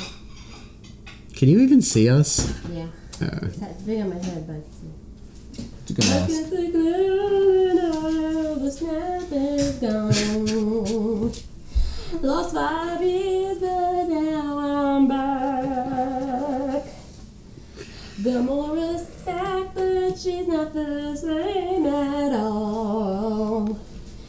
I brought that bitch back 5 years from the dead. Why did Thor get so much? I just want to see how long you would go. It's the game we play with Megan. Okay. When she starts doing one of the songs, you just let her go and just see how long until she peters out. I will literally, continue. Whew. Wow, it's hot in that thing. It's very hot. Wow. Anyway. Sorry. One of my gripes with the movie comes with the fact that... Well, no, everybody else's gripe comes from the fact that Thanos kicks basically Cap, Iron Man, and Thor's ass. No stones? With no stones. But here's my thing. Well, he's been a formidable opponent from the beginning. Yes, but also the fact that it's a younger version of him, a five-year difference with these characters. Is a 10-year difference with them. 10-year difference with them? No, 5 years. Because that's Thanos 5 years before the events of Infinity War. Okay. And Infinity War is 5 years before the events of this movie. This takes place, this movie, in 2020 something. 2025, I think. Okay, but so that's a 10-year age difference now between them. They're 10 years older than the Thanos that they fought last time. Okay. So I'm just saying, they're old, they're out of shape. They're not in their prime. None of them are. Yeah, Thor is literally, he's out of shape. He's probably done. drunk. He's probably drunk. Iron Man gave up the game. Yeah. So he's not in the best fighting shape. And Cap, I can say, he probably works out, but I'm sure he's lost a step. Time? Yeah, exactly. When's the last time he went? 5 years ago. Yeah. So now they're all up against this one guy. So it makes sense that he's kicking their asses. It just makes sense to me. Yeah. A lot of people don't buy it. I mean, that doesn't bother me. That sequence is, I think, phenomenal because it's just I just don't know where the movie's going at this point. And then it could end at any time. Yeah. He's slowly pushing Stormbreaker into the chest of Thor, which, by the way, I love when Thor transforms that he didn't become Hot Thor again. No, he didn't. Stayed Fat Thor. I'm so glad they did that. Bearded, braided beard. Yeah. I love it. I love that, yeah. He just has the classic suit on. Yeah. That's it. But the Mjolnir gets lifted up and we're like, wait, what? Who's? Or maybe he's just, Thor, or maybe he's reaching for it. We don't know. Yeah. Why don't you tell the audience what happened? Oh, the most glorious fucking thing. Once the hammer hits the back of Thanos' head, and then it flies back, and Cap catches it, the whole theater was just like, fuck yeah! And my favorite thing from that scene is Thor's reaction. I knew you were worthy! I knew it! And great, because we harken back to that one shot in Ultron. It's so subtle. They do it that moves ever so slightly. Yes. When he tries to lift it. A lot of people are saying that he could lift it all along, and that he just didn't. He had nothing to prove. He's not a man of ego. He never was. No, I know. But he would still be worthy, regardless. Yeah. Yeah. But maybe it's I don't know. Either way, him fighting with the hammer is amazing.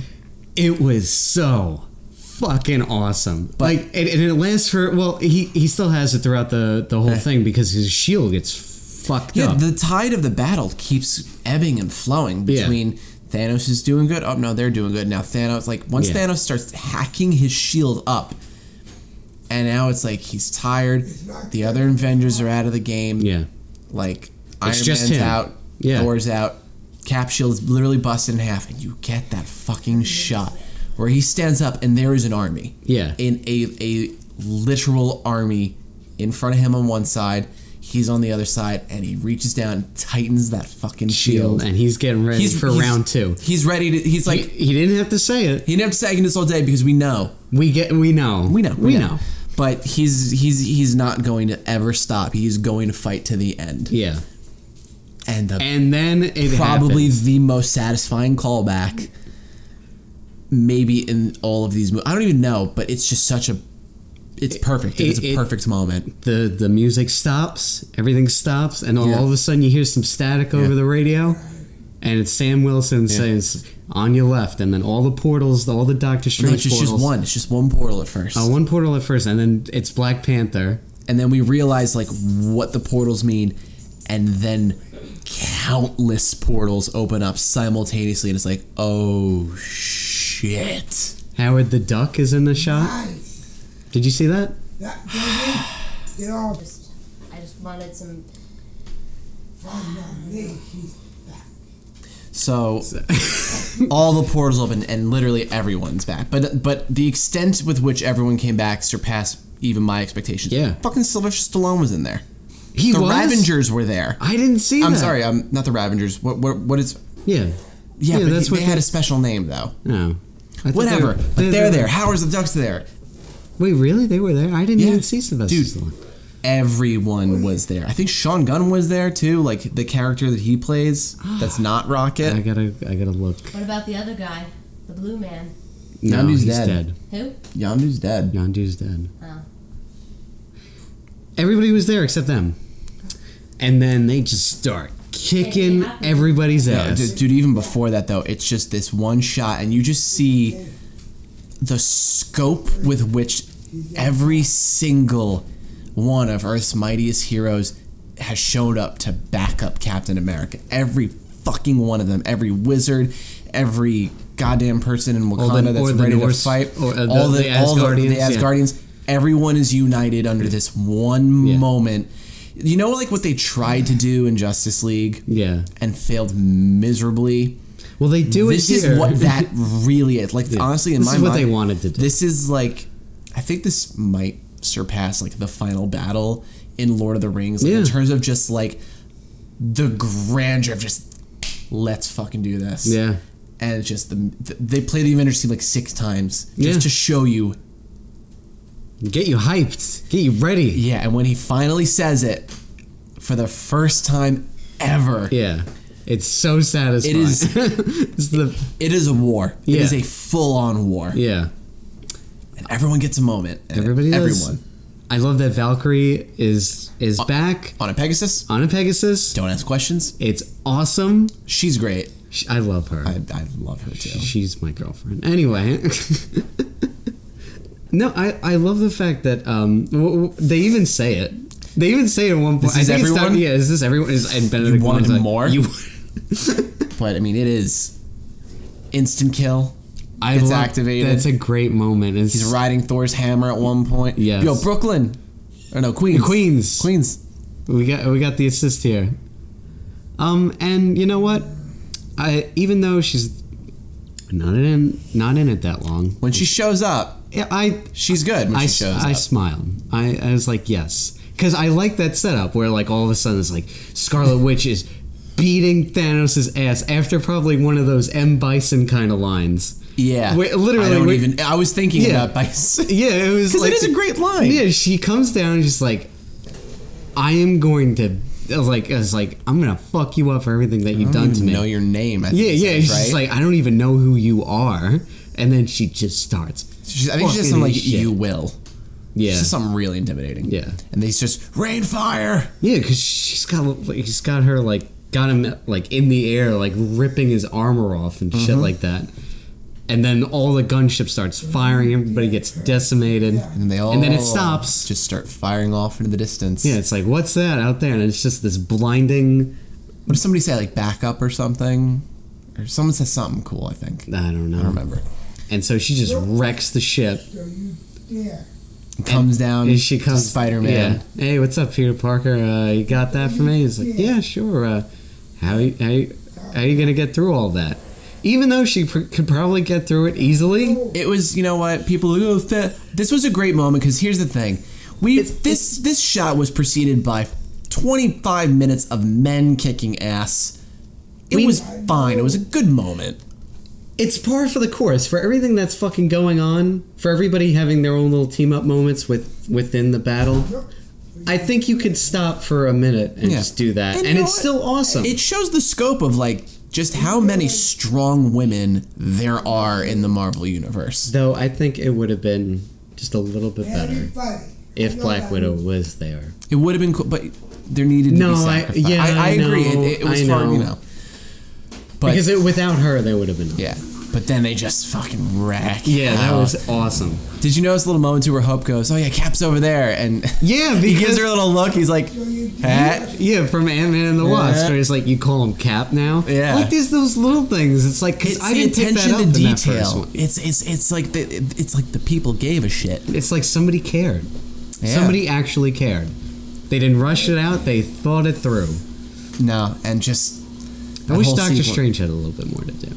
Well, you know, he stopped the flood, and even though also he coordinated really getting everyone there was all him. Yeah, that's true. But he's got that great moment when like Tony's like, "Is this the one? If I tell you, it won't happen." And shit's getting real, and he gives him the finger. It's like not the middle finger, like the like he gives him the tip. It's like, this is it. Yeah. But he gave it away. But I think it was the little push that Tony needed to be willing to put himself in that much danger. I like the Captain Marvel moment where like she's holding on. Headbutts him. Yeah, he headbutts her, and nothing happens, and so he just has to take one of the stones and like. But it's great because Thanos is willing to adapt and change. It's like it's great that like there's something that I wish another like could have made it a little better. Mm-hmm. So in Infinity War. It's kind of playing on the background right now. It has like a lot of creative moments with the stones.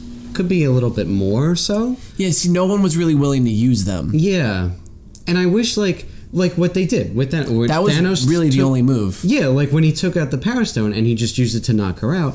I wish they kind of did that with the other things. Like say during the battle, I could totally see this happening. You know, Hawkeye's running with the gauntlet or whatever, and someone smashes it out of his hands or an explosion or whatever, and maybe the stones fall out, and they have to get the stones individually.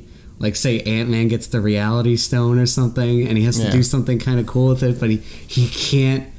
Like, it comes up with, like, you know how, like, the Thomas the Tank Engine scene where they're all small? Like, something stupid like that, maybe? I think just the reality is, like, if any of them attempted to use it that were, like, mortal ones, it would just fucking kill them. I guess. But I wish there was just the creativity. There was so much creativity with the action. I know, but also there's just so much going on at the end of Endgame. Like they capture the confusion of a war so well. But the one thing that they didn't do, even in Infinity War, they have the Soul Stone. Michael, please stop talking to the TV. Come on. All right, we're trying to record something, buddy. I can't have you talking to the TV all the time. I know. All right. You already know how this movie ends. He wins. All the good guys die. I have it on DVD. I know. Right. It's okay. What were you saying? He hit his... Yeah, he's a little stupid. But,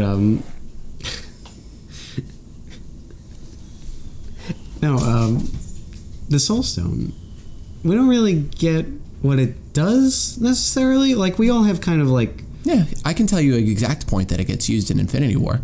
Where? You remember when Doctor Strange multiplies himself like however many thousands of times and he's using all the different ropes on Thanos? Okay.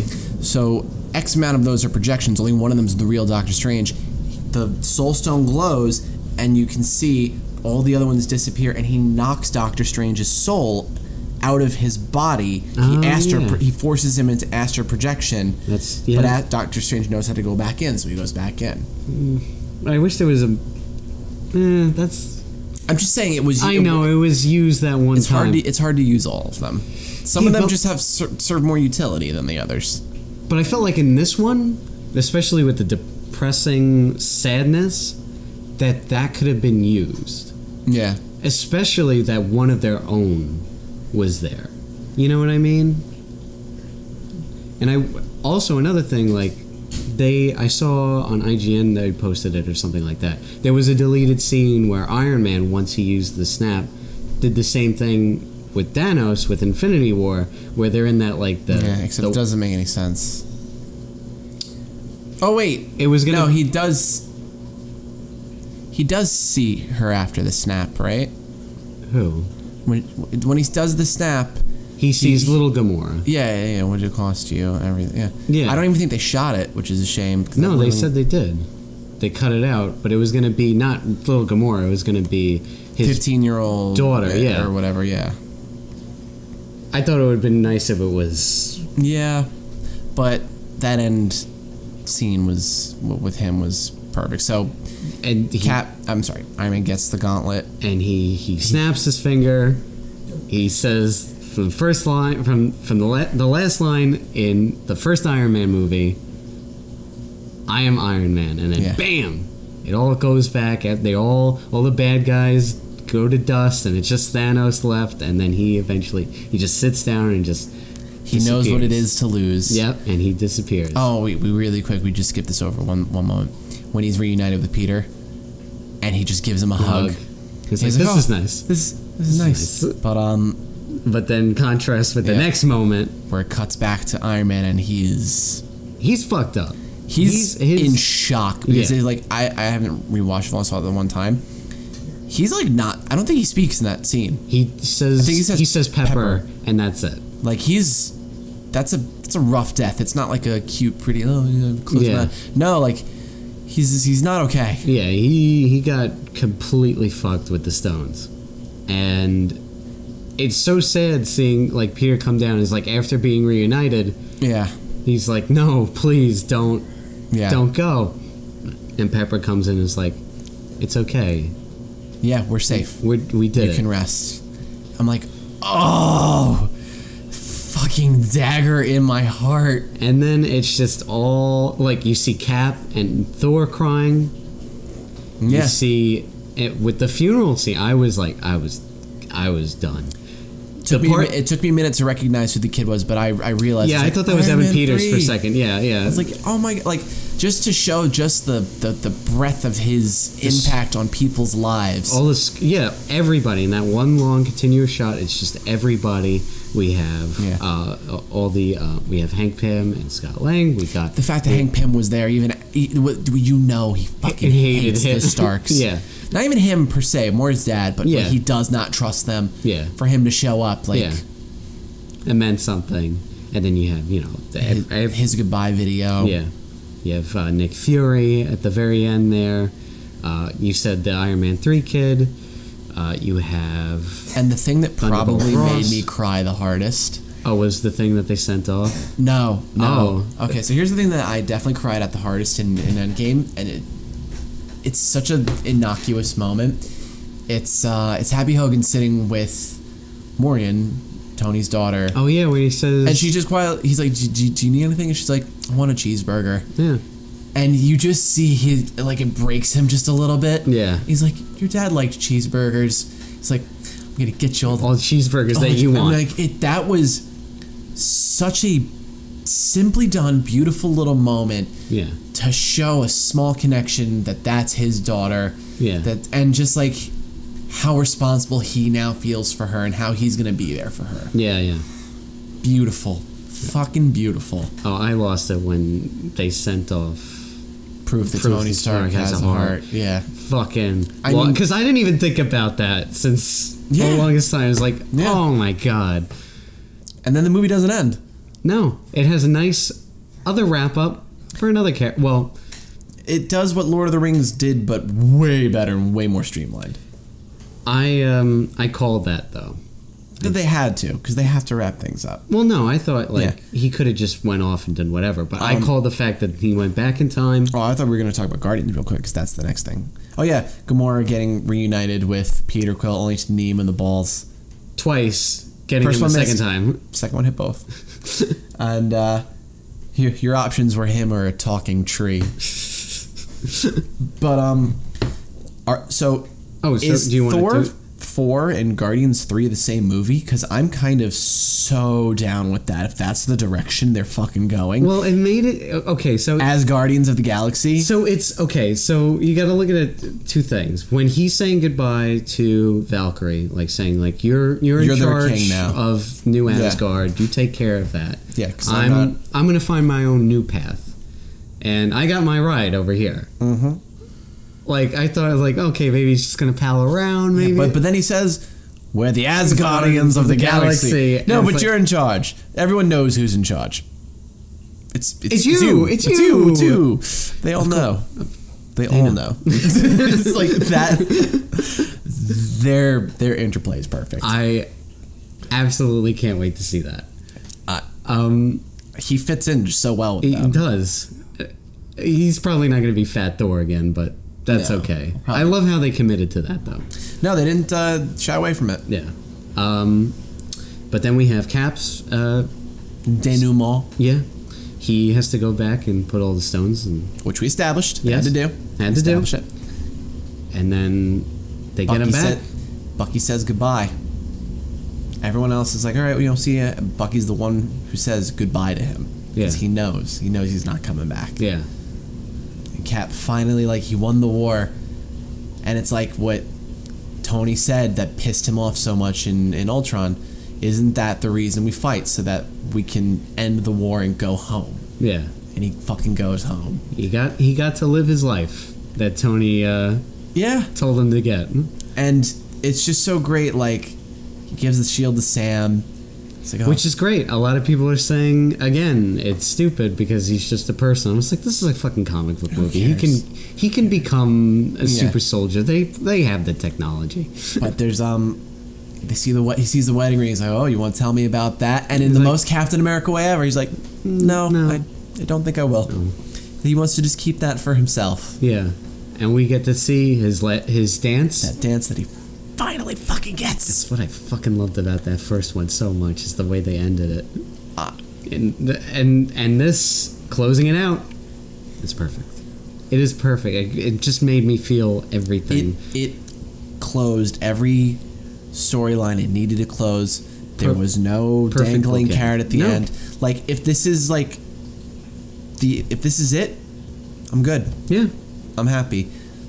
I don't need to see. I don't really need to see Far From Home, even though it looks pretty awesome. But Far From Home is about, and the thing that like I'm getting from Far From Home is, it seems like one of the major themes is like, you need to carry on this legacy now. Yeah, like, people are gonna look to you to be this hero, and like that's cool. Like, that's, I think, how you take on this new generation of Marvel movies. Now it's like, we have some big shoes to fill. From that standpoint, the Guardians, it doesn't really have to be that way. No, they can go do whatever they want. They can go have their adventures.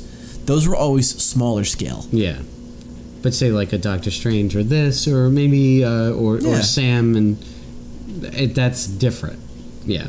See what Chiwetel 4 is up to. See what happens. See what happened to that weird looking guy from Holes. Holes? Yeah, you know, weird looking guy from Holes with the big head from Hulk.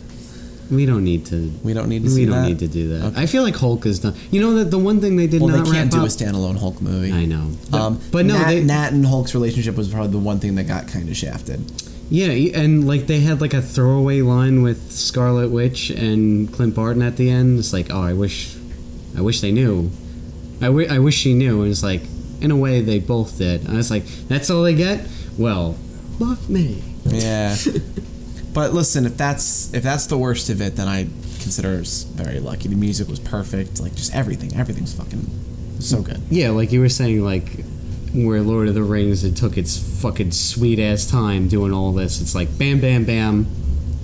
We ended it perfectly within the time limit. You stuck the fucking landing. 22 goddamn movies. You knocked it out of the park. Fucking park. I gouge my fucking eyes out and step on them. Oh, okay, that's okay. This has been almost the length of Infinity War. Yeah, we're actually almost done. We're about to hit 2 hours. All right, we gotta stop. We're gonna wrap this up. We're gonna cut some of this out. Megan also just randomly, we did a story. It's fine. But we have, I mean, this, like you said, you can stop here. You don't have to continue with the other movies. You don't have to. You really don't have to. No. No. And you can be completely satisfied and be like, this is great. Why keep indulging with other things? And like Tony's arc, Cap's arc, Scarlett's arc, like all Scarlett, you know what I mean? Black Widow. Yeah. Like just the arcs these people have, like they're tangible, they're real, and they're good, and they're so long in the making, like just so satisfying. And that's what makes Marvel, at least in the cinematic universe, Marvel a little better than DC, because DC, like you've said before, presents its characters as gods, DC Comics. not as real people, whereas Marvel, they are real people who randomly either get these powers or the powers are forced onto them and they have to deal with it in a human way, like responsibility. Marvel's and guilt. about people rising to the occasion, whereas DC's more, for the most part, with limited exception, is about gods learning to be human and failing quite miserably, especially in these. I mean, the concept could be interesting, except they're not really people. In this, you understand these people because at some point in time, I'm sure you have been depressed and you've hit a point in time where it's like, all is lost, I can't really redeem myself. In this way, it's kind of like a punching, but like you still get the same kind of satisfaction with the storytelling about how they wrap everything up. Perfect. All right. Yeah, I think we're wrapped up. Yeah, because it's almost Infinity War is almost done. Well, listen, ladies and gentlemen, that was our thoughts, our very concise, brief thoughts on Avengers Endgame. As always, I am Paul Danino Braun. I'm Dave. This has been Conversational Podcast. This has been On the Rocks, a conversational podcast about movies. Have a week.